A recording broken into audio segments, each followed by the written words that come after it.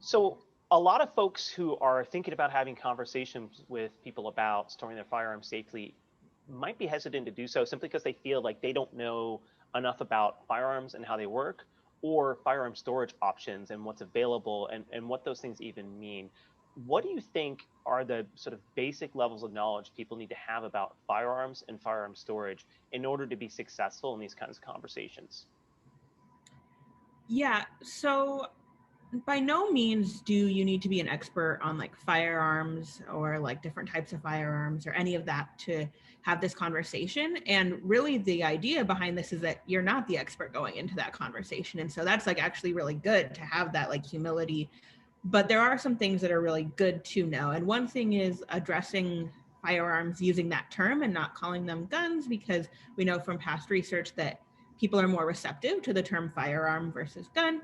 And I think sometimes in conversations, it might play out that if the person you're talking to uses one term versus the other, you kind of follow their lead. But I definitely think leading in with firearms is really beneficial. But in terms of actual knowledge about firearms, it's really good to have a basic idea of sizes of different firearms. So like handguns versus long guns. And so kind of understanding that things that are like generally shotguns, rifles tend to be larger. And so that comes with different uses, different utilities, but also different storage situations.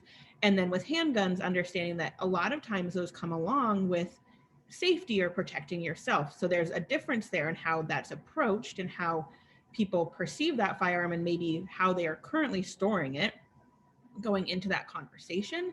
I think also just like a basic understanding of how different firearms might work.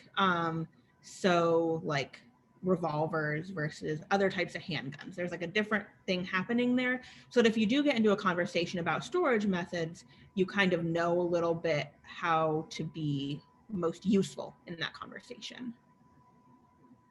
And I think it's also helpful to know a bit more too about the different storage options that are available. And again, you don't need to be an expert in this. I think there's some really great resources available too. And I know our lab, what we did is we kind of put together a pros and cons of different storage methods and the pricing options, because I think that's also very helpful when you're having this conversation is you're not discussing or recommending something that's completely out of their price range. It needs to be something that's practical for them.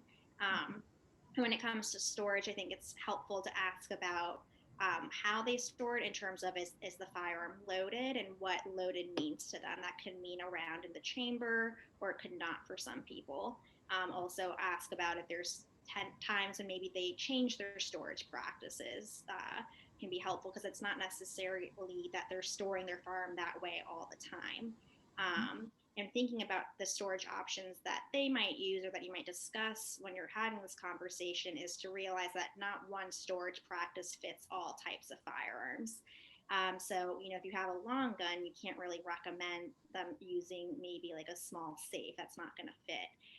And knowing the differences between like a cable lock and a trigger lock, and like the biometric safes and the lock boxes versus like a more bigger heavy duty safe, and the types of firearms that those do and do not work for can be really helpful when you're having these conversations.